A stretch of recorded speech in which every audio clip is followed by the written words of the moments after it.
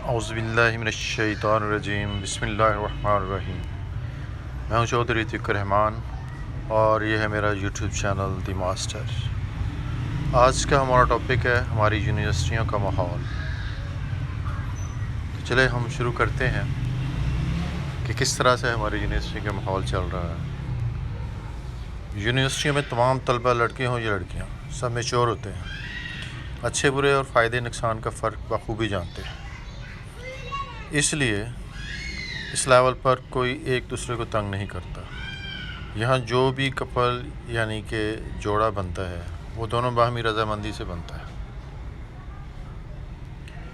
دونوں ایک دوسرے کے ساتھ کچھ وقت گزار کر 2-3 جوس کارنر پر جوس پینے اور کچھ ہوٹلوں پر کھانا کھانے کے بعد ایک دوسرے کو اپنا سب کچھ سونپ دیتے ہیں۔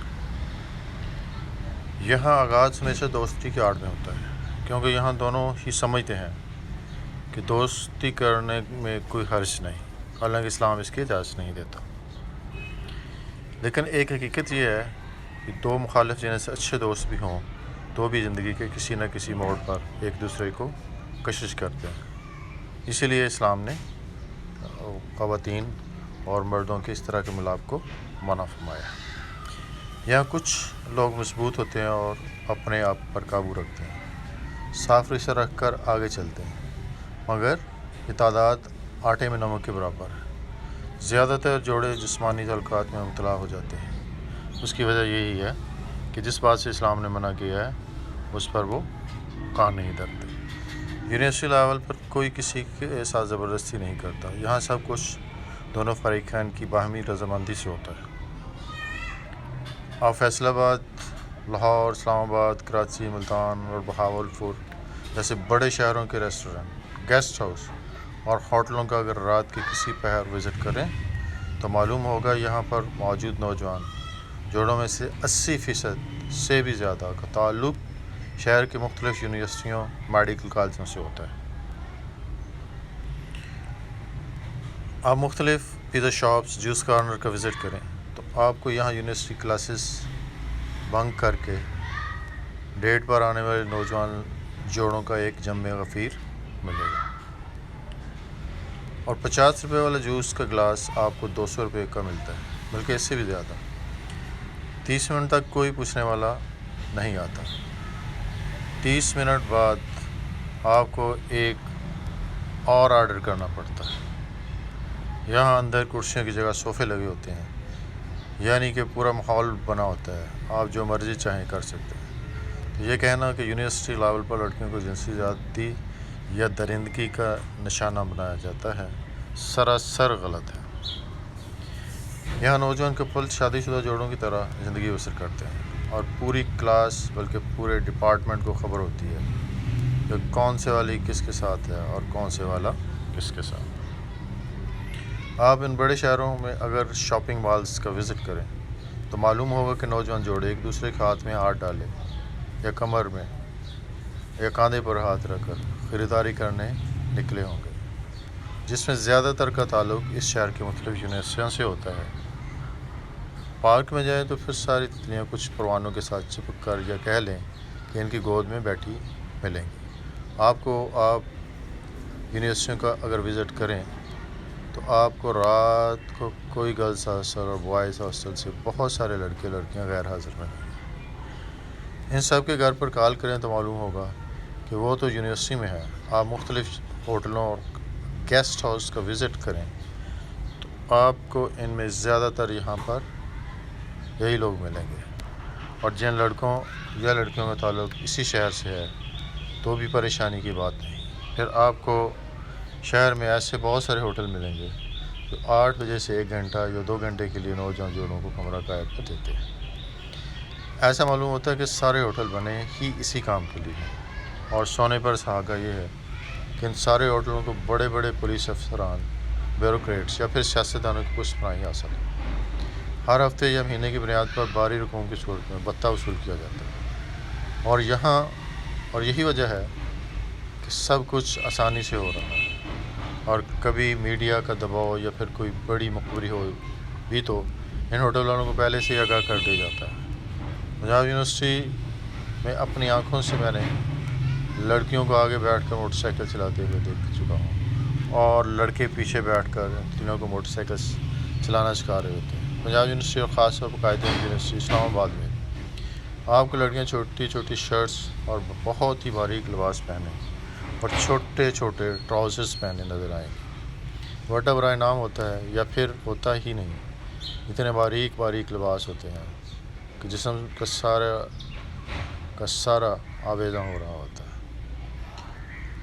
اور سفید کپڑوں میں سیاہ رنگ صاف جھلک رہے ہوتے ہیں۔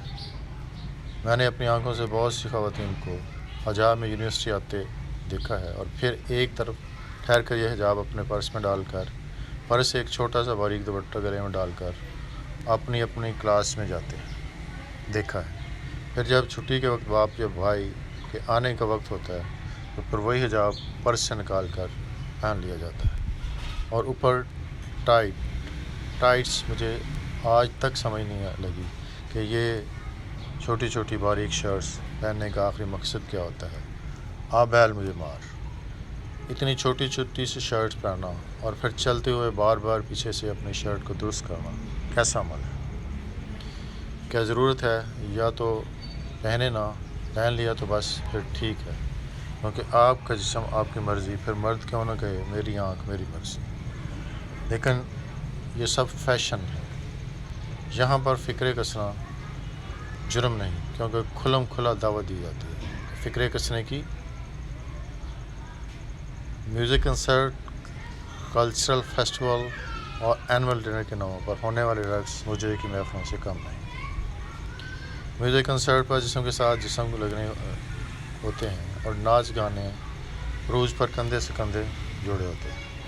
منشیات کا سب سے زیادہ استعمال بھی یونیورسٹی کے طلباء ہی کرتے ہیں۔ جن منشیات کا کبھی آپ نے نام تک نہیں سنا ہوتا، وہ منشیات یونیورسٹی لیول پر آپ کو نظر آتی ہیں، حتیٰ کہ آج تو اسکولوں میں اور کالجز میں بھی یہ رواج پڑ چکا ہے۔ لڑکوں کے ساتھ ساتھ لڑکیاں بھی ان منشیات کی عادی ہیں، اور یہ بھی کسی فیشن کی طرح پروان چڑھ رہا ہے۔ لڑکیوں کے ہاسٹل میں یہ منشیات انتظامیہ کے ذریعے ہی سے فروخت ہوتی ہے، اور بہت سے گروہ اپنی سہولت کا کار ان طالبات میں سے ہی چنتے ہیں۔ پہلے نشے کا عادی بنایا جاتا ہے، پھر جسم فروشی کے مقاصد کے لیے ان لڑکیوں کا استعمال کیا جاتا ہے۔ دونوں ایک دوسرے کو غلط کہہ رہے ہیں۔ خواتین کے مطابق مرد حضرات اپنی عزت کی حفاظت کریں، اور مردوں کے مطابق خواتین اپنے جسم کی حفاظت کریں، مگر دونوں میں سے کوئی بھی اپنی اصلاح کرنے کے لیے تیار نہیں، کوئی بھی اپنی غلطی تسلیم کرنے پر آمادہ نہیں۔ یہ اسپتالوں اور کچرے کے ڈھیر میں ملنے والے نومولود بچے طوائف کے نہیں بلکہ ان تعلیم یافتہ افراد کے ہیں جو کہتے ہیں کہ ہمارے آپس میں انڈرسٹینڈنگ تھی۔ اسپتالوں میں غیر قانونی طور پر ہونے والے ابارشن اسی انڈرسٹینڈنگ کے انتہائی ہیں۔ نان پریگننسی کی فروخت ہونے والی ادویات کے خریدار زیادہ تر انڈرسٹینڈنگ والے جوڑے ہیں۔ لیکن اگر یہاں کوئی سچ لکھے یا بولے تو وہ چھوٹی سوچ کا مالک ہے، وہ تنگ نظر ہے، وہ دیہاتی ہے۔ پھر میں کیوں نہ کہوں کہ ہم یونیورسٹیوں کو کوٹھے اور چکلے بنا چکے ہیں۔ پھر میں کیوں نہ کہوں کہ یونیورسٹیاں اور یہ تعلیمی ادارے جسموں کی تجارت کی منڈیاں بن چکے ہیں۔ پھر میں کیوں نہ کہوں کہ یہاں لڑکے لڑکیاں دونوں ہی جسمانی تعلقات زنا کو فروغ دے کر والدین کے جسموں کے جنازے نکال رہے ہیں۔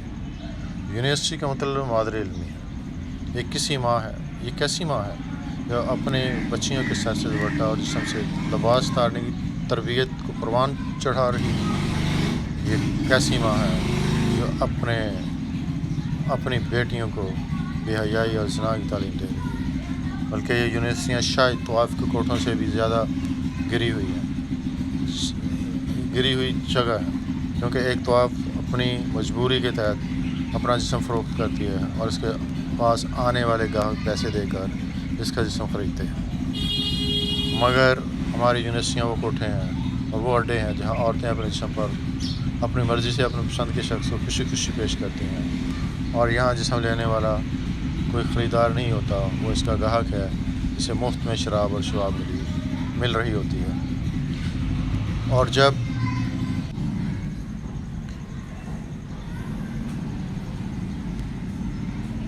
جب اپنے جسم اپنی مرضی سے پیش کیا جائے اور لینے والا عورت کی مرضی سے اور اس کا جسم لے تو پھر نہ تو عورت اسے جنسی زیادتی یا درندگی کا نام دیتی ہے اور نہ ہی مرد اسے جنسی زیادتی اور درندگی کا نام دیتا ہے۔